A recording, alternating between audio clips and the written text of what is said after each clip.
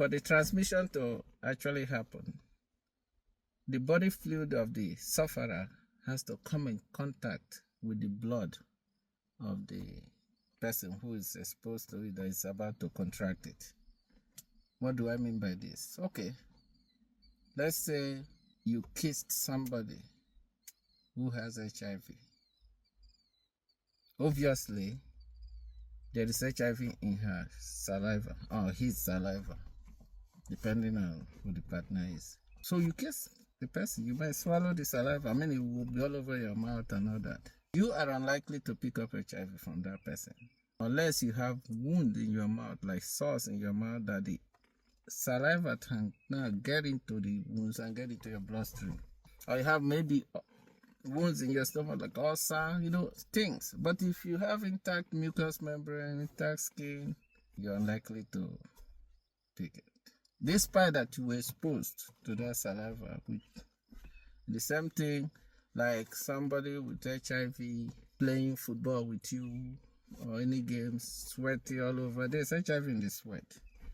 You could rub yourself, hug each other, do some rough play. Dab yourself with the sweat.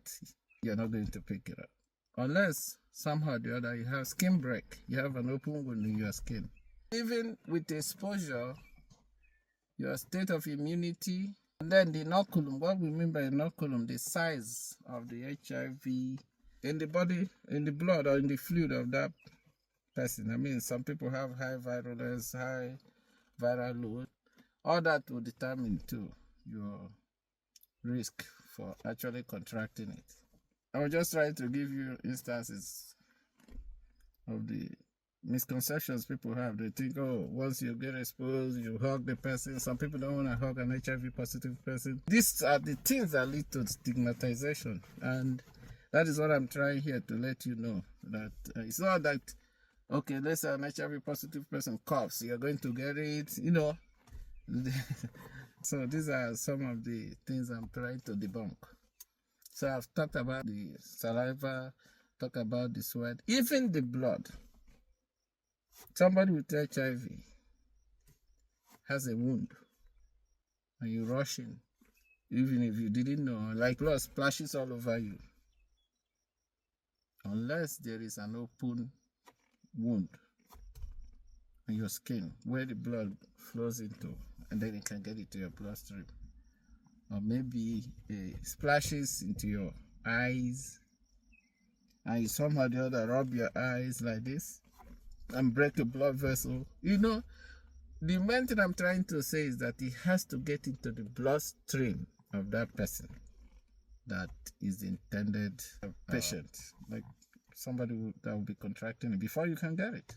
Eating food from the same plate with somebody who has HIV, even like with your hands, like we do in Africa when we eat our fufu and all that, maybe the same bowl of soup, drinking from the same cup, you're likely to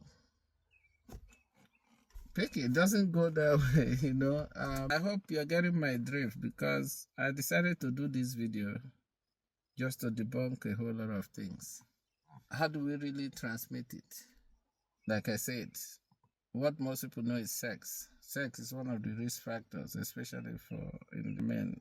We don't have a lot of homosexual activity over there, but that's one of the riskier ways to get it, because at the end of the day, it dovetails into tearing up the anatomy and then bleeding and the two bloods mixing.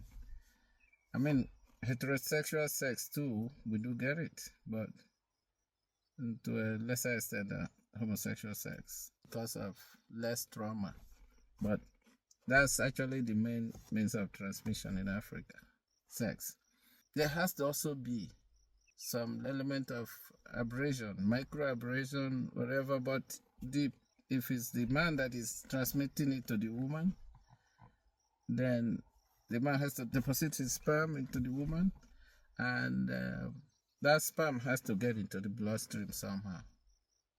Direct bloodstream. So there must have been some wounds, some abrasion and all that, some rough things going on there.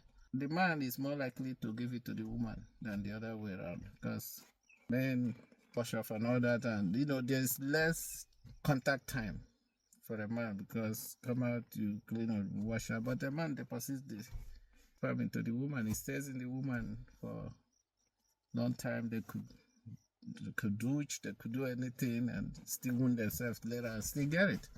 The sperm stays for 48 hours viable in the woman. Sex is one of the ways, but this is going to be a little controversial.